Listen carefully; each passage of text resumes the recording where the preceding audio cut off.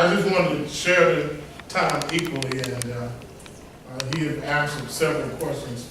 But go ahead, let me ask you a question. Dr. White, I had a question in reference to a meeting I attended where you all voted on to approve some sort of monitoring tool for water breakages and sewer breakages on last year.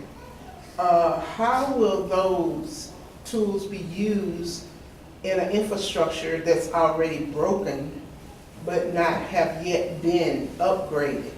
So how will the people know where, when, and how these monitoring tools to indicate breakage and water leaks and sewer leaks? Will that be used in all districts or in certain districts? It probably would, well, I don't know. It might be used only in those parts of the system where the need is greatest, where the pipes are the oldest and the breakages are most likely to occur. If so, it won't be a matter of electoral districts, if that's what you mean by the term districts. It won't be District 3 or District 1 or District 5. It would be the areas where the need is greatest.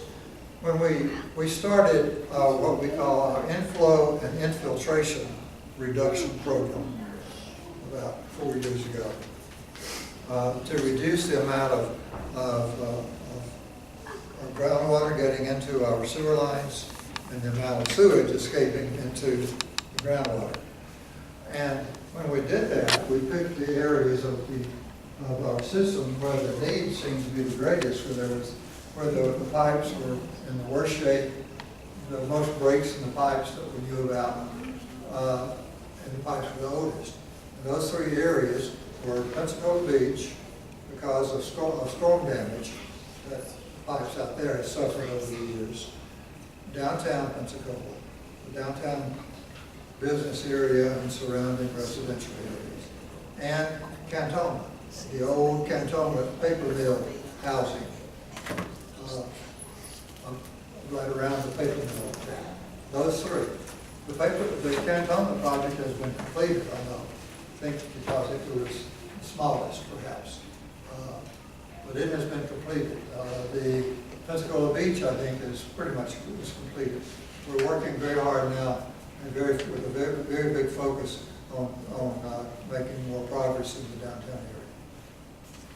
And that's not a matter of districts. It's not a matter of Elvin McCorvey's district or Larry Walker's district or anything like that.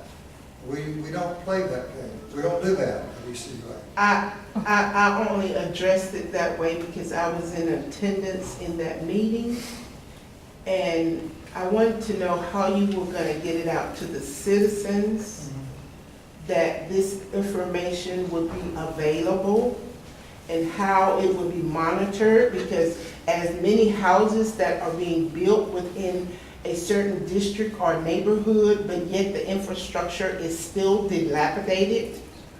It is so dilapidated, it's not able to support the new construction within the district or the neighborhood. So I'm speaking in general of all neighborhoods. So when I said district, I can only speak for the district in which I live. Okay, so One question, are y'all planning on expanding the compressed natural gas stations, and if you are, how are those financed?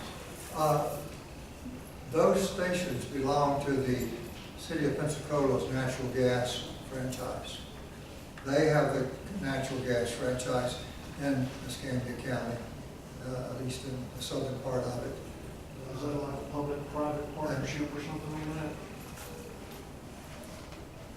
Well, we went to them and we said we want to buy a fleet of compressed natural gas trucks, but you'll have to put in you'll have to provide the gas in order for us to use those trucks.